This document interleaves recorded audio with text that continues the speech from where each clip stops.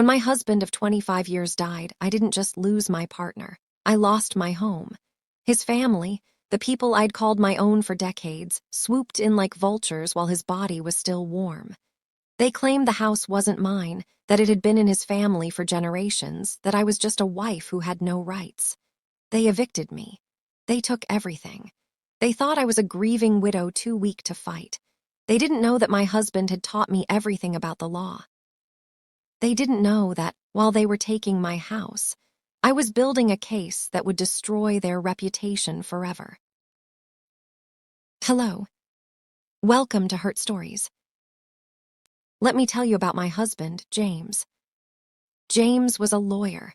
Not the flashy kind, not the kind who makes millions defending criminals or negotiating corporate mergers. He was a quiet lawyer, a small-town lawyer. The kind who helped old ladies write their wills and young couples buy their first homes and farmers keep their land when the bank came calling. He was also the kindest man I ever knew. We met when I was 22, fresh out of college, working as a paralegal in the firm where he was just starting his practice. He was 28, already respected, already known for his integrity. He walked into my office one day with a stack of files and a smile that made my heart stop. It took him 6 months to ask me out. 6 months of stolen glances and awkward conversations and me thinking he'd never notice me. But he did. He noticed everything. He noticed when I was tired, when I was sad, when I needed help but was too proud to ask. He noticed me. We were married 2 years later. 25 years after that. 25 years of building a life together. A daughter, Emily, who is now grown and married with children of her own. A house, an old Victorian that we bought when it was falling apart and restored together, room by room, year by year. A practice that we built side by side, me handling the books, him handling the law. That house. That beautiful, ridiculous money pit of a house. It was his before we married. His family had owned it for generations, but it became ours the day I moved in. I painted every room. I planted the garden. I raised our daughter in those walls. I loved James in every corner of that place. When he got sick, we thought it was nothing. A cough that wouldn't go away. Fatigue that seemed normal for a man in his 50s working too hard. By the time they found the cancer, it was everywhere. 6 months, they said, maybe less. We had 6 weeks. I held his hand when he died. I was right there, in our bedroom, in our house, watching the life leave the eyes of the man I'd loved for half my life. He squeezed my hand one last time, and then he was gone. I didn't scream. I didn't cry. I just sat there, holding his hand, feeling it grow cold, wondering how the world could keep spinning when mine had just stopped. The funeral was a blur. Emily came home. Friends brought casseroles. The firm sent flowers. James's family, his mother, his 2 brothers, their wives, they were there too. They hugged me. They cried with me. They told me how sorry they were. I believed them. I had no reason not to. I'd been part of their family for 25 years. I'd cooked their holiday dinners. I'd nursed his mother through pneumonia. I'd helped his brothers with their legal troubles. I was one of them. Or so I thought. It was 3 weeks after the funeral. I was still walking through life in a fog, still sleeping on my side of the bed because I couldn't bear to move to the middle. Emily had gone back to her family. The house was quiet, too quiet. I was in the kitchen, making tea, when I heard a car pull into the driveway. I looked out the window and saw James's mother, Eleanor, getting out of her car. Behind her were his 2 brothers, Robert and William. Behind them, a man I didn't recognize in a suit.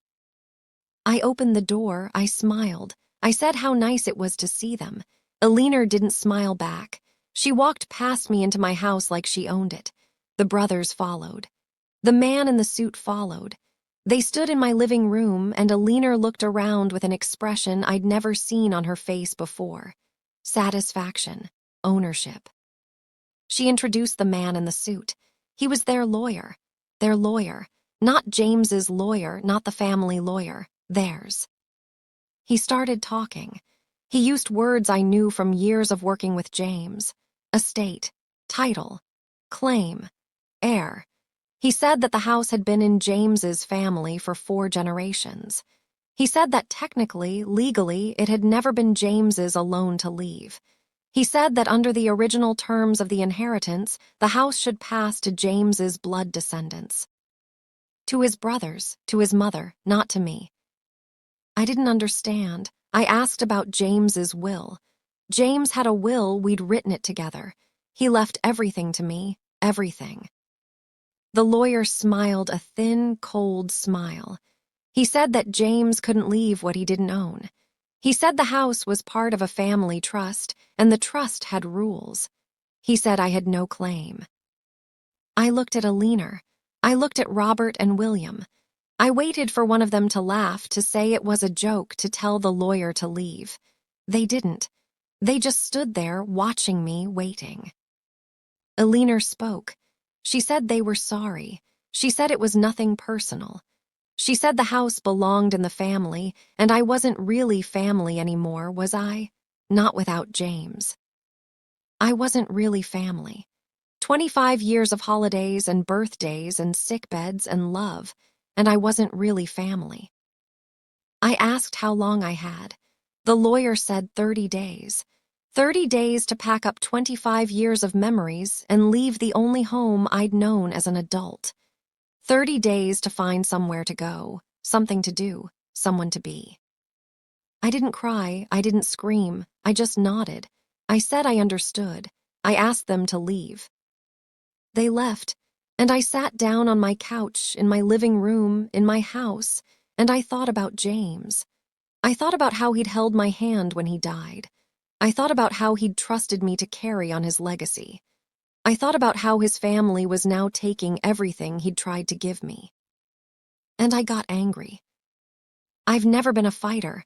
I've always been the peacemaker, the one who smooths things over, the one who keeps the family together.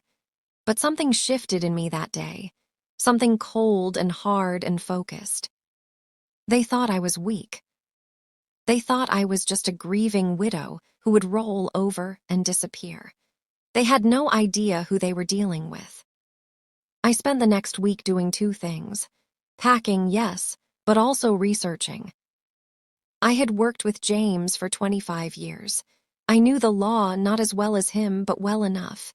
I knew how to read documents. I knew how to find loopholes. I knew how to build a case. I started with the trust. The family trust that supposedly owned the house. I found the original documents in James's office, buried in a file cabinet. I read them carefully, and what I found made my blood run cold. The trust did exist. It was created by James's grandfather, and it did say that the house should pass to blood descendants. But there was a clause, a small clause buried in the fine print that James's family had conveniently forgotten to mention. The clause said that if the current occupant had lived in the house continuously for more than 20 years and had made substantial improvements, they could claim ownership through adverse possession. It was an old law, an obscure provision, but it was there. I had lived in that house for 25 years. I had made improvements, new roof, new wiring, new kitchen, new everything. I had receipts. I had permits. I had proof. The house was mine, not by inheritance, by law. But that wasn't all. As I dug deeper, I found more. I found that Robert, James's older brother, had been skimming money from the family trust for years. Small amounts, carefully hidden but traceable if you knew where to look. I found that William had taken out a mortgage on a property that didn't belong to him, using the trust as collateral. I found that Alina had been selling off family heirlooms, James's father's watch, his mother's jewelry, and keeping the money for herself. They had been stealing from the family for years, and now they were trying to steal from me. I made copies of everything. I organized them in binders, tabbed and labeled. I built a case. Not just against them, but for me, for James, for everything they'd tried to take. I didn't tell anyone what I was doing. Not Emily, who would have worried. Not my friends, who would have tried to talk me out of it. Not even my own lawyer, not yet. I needed to be sure. I needed to be ready. I worked at night after the packing was done. I'd sit at James's desk in his office, surrounded by his books and his files, and I'd plan. I'd read. I'd strategize. I learned everything I could about adverse possession. I learned about the statute of limitations, about the burden of proof, about the cases that had come before. I learned that my situation was strong, very strong, but that it would be a fight. They would have lawyers. They would have money. They would have the family name. I had the truth, and I had 25 years of receipts. I also learned about something else, something I hadn't expected. The house wasn't just valuable as property. It was valuable as history. It was one of the oldest houses in the county, built in 1880, with original features that couldn't be replicated. There were historical societies that would be very interested to know that the family was planning to sell it to developers, which I discovered was exactly what they intended to do. Robert had already made a deal with a construction company. They were going to tear it down and build condos. My house, our house, the house James and I had restored with our own hands, they were going to destroy it. That's when I stopped being angry and started being cold. The 30 days came and went. On the 31st day, I was still there. Not because I was fighting, not yet, but because I had nowhere to go. Emily had offered, but she lived across the country, and I wasn't ready to leave. I wasn't ready to admit defeat. So I stayed, and they noticed. The sheriff came on a Tuesday morning. He was young, uncomfortable, clearly hating his job. He handed me a paper and told me I had 24 hours to vacate or I would be forcibly removed. I looked at the paper. It was a court order signed by a judge. They'd gone to court without telling me. They'd gotten a default judgment because I hadn't responded to their initial filing, a filing I never received because they'd sent it to the wrong address. Conveniently wrong. I didn't argue with the sheriff. He was just doing his job. I thanked him, closed the door, and called a lawyer. Not just any lawyer, the best one I could find. A woman named Patricia who specialized in estate disputes and had a reputation for being ruthless. I met with her that afternoon. I brought my binders, all of them. I laid out the evidence, the trust documents, the receipts, the proof of Robert's embezzlement, William's fraud, Eleanor's theft. I told her everything. She looked at me for a long time after I finished. Then she smiled. It was not a warm smile. It was the smile of a predator who has just found prey. She said we had them. She said we could fight the eviction, we could countersue for ownership, we could expose everything. She said it would be expensive and it would take time, but we would win. I asked how much time. She said months, maybe years. I asked where I would live in the meantime. She didn't have an answer, so I made a choice, a hard choice. I told her to let them have the house, for now. She was confused. She said I had a strong case. I said I knew. She asked why I would give up. I told her I wasn't giving up. I was regrouping. I was letting them think they'd won. I was going to let them take the house, sell it to their developers, start their demolition. And then when they were committed, when they'd spent money and signed contracts and made promises, I was going to hit them with everything I had. She understood. She smiled again. This time it was admiration. I moved out on a Wednesday. Emily flew in to help me. We packed the last boxes together, cried together, and loaded the moving truck together. The house was empty by sunset. I stood on the porch one last time. The porch where James and I had sat on summer evenings watching the fireflies. The porch where we'd watched Emily learn to ride a bike. The porch where we'd kissed goodbye every morning for 25 years. I touched the railing. I whispered goodbye. and I walked away. My new place was a small apartment across town. 2 bedrooms, thin walls, no garden. It was clean and safe and utterly lifeless. I hung a few photos, arranged a few pieces of furniture, but it never felt like home. It was just where I slept while I waited. I waited for months. I watched from a distance as Robert and William took possession of the house. I watched as they cleared out the rest of my things I'd had to leave behind because there wasn't room in the apartment. I watched as they hired architects and applied for permits and made plans to destroy everything James and I had built.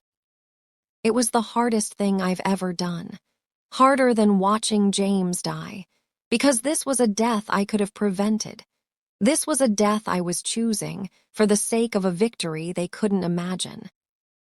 I second-guessed myself every day. I cried every night, but I didn't stop. I couldn't stop, because stopping would mean they'd won. The call came on a Thursday afternoon. It was Patricia, my lawyer. Her voice was calm, but I could hear the excitement underneath. She said the demolition was scheduled. Next Monday, the developers were ready. The contracts were signed. The permits were issued. It was happening. She asked if I was ready. I said yes. That weekend, I filed my lawsuit. Not just for the house, that ship had sailed for now, but for everything else.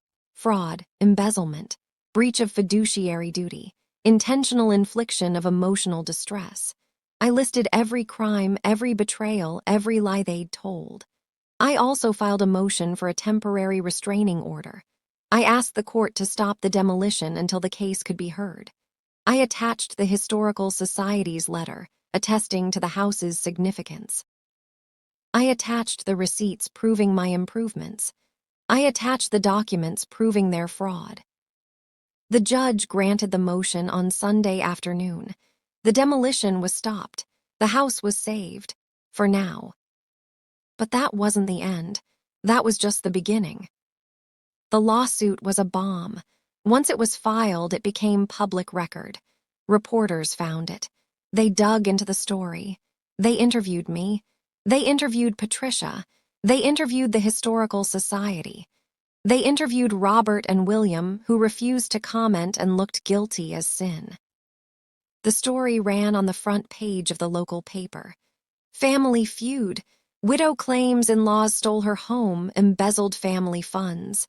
It went viral. Not nationally, but locally. In our small town, everyone knew the family. Everyone had opinions. And those opinions were not kind to Robert, William, and Alina. One by one, they fell. Robert was first. The embezzlement charges were the clearest. The evidence was undeniable.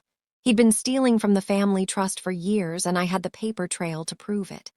His business partners saw the news. They dropped him. His clients saw the news. They left him. His wife saw the news. She left him too. William was next. The fraudulent mortgage was discovered by the bank. They called in the loan. He couldn't pay. He lost the property he'd used as collateral. He lost his reputation. He lost his standing in the community. Alina was last. The family matriarch, the one who had stood in my living room and told me I wasn't family. She was exposed as a thief of her own family's heirlooms. Her bridge club dropped her. Her church asked her to step down from the board. Her friends stopped calling. They tried to fight back. They hired their own lawyers. They denied everything. They painted me as a bitter, gold-digging widow who was trying to destroy a good family out of spite. But the evidence was too strong. The paper trail was too clear. And the public was too engaged. The case never went to trial. They settled. They agreed to transfer the house to me, free and clear, with all back rent paid. They agreed to pay my legal fees. They agreed to a confidentiality clause that prevented them from ever speaking about me publicly again. In exchange, I agreed not to pursue criminal charges. It was a good deal, for me. I moved back into the house on a Saturday morning, exactly 1 year after I'd been evicted. Emily was there, her husband was there. My grandchildren were there. We opened the doors and windows and let the light pour in. The house was empty, they'd cleared everything, but it was mine. Still mine, always mine. I walked through every room. The kitchen where I'd made 1,000 meals. The living room where we'd watched 1,000 movies. The bedroom where James had died in my arms. The garden, overgrown but still there, waiting for me. I stopped on the porch, that porch. I sat down on the steps and Emily sat next to me. She put her arm around me. She didn't say anything. She didn't need to. I thought about James. I thought about how proud he would be. Not because I'd won, but because I'd fought. Because I'd refused to let them take what was mine. Because I'd carried on his legacy of justice, of standing up for what was right. I thought about Alina, Robert, and William. I wondered if they were thinking about me. I hoped they were. I hoped they remembered every day that they'd underestimated the grieving widow. I hoped it haunted them. The house still stands. I still live in it. I fixed it up room by room just like we did before. The garden is blooming. The porch is my favorite place to sit. I don't think about them much anymore. They're not worth my time. But sometimes, late at night, I'll look out the window and remember. Remember the day they came to take my home. Remember the year I spent waiting. Remember the moment I struck back. They took my house after my husband died. They thought they'd won. They thought I was weak. They were wrong. I've learned a lot in the years since. About grief. About justice. About the difference between winning and being right. They took my house, but they couldn't take my memories. They took my possessions, but they couldn't take my strength. They took my security, but they couldn't take my will. In the end, I didn't just take their pride. I took their power. I took their reputation. I took their peace of mind. I took everything they thought they had, and I left them with nothing but the knowledge that they'd lost. If you're listening to this, and you're going through something similar, if someone is trying to take what's yours, if someone thinks you're too weak to fight, hear me. You are not weak. You are not alone. You are not powerless. They think they know you. They think they have you figured out. They have no idea what you're capable of. Neither do you. Not yet. But you will find out. When the moment comes, when you have no choice but to fight, you will find out. And you will surprise yourself. They took my house after my husband died. I took their pride. And I sleep just fine at night. Thanks for listening. If you want to hear more story like this, please like the video and subscribe the channel. Hit the bell icon to get notified.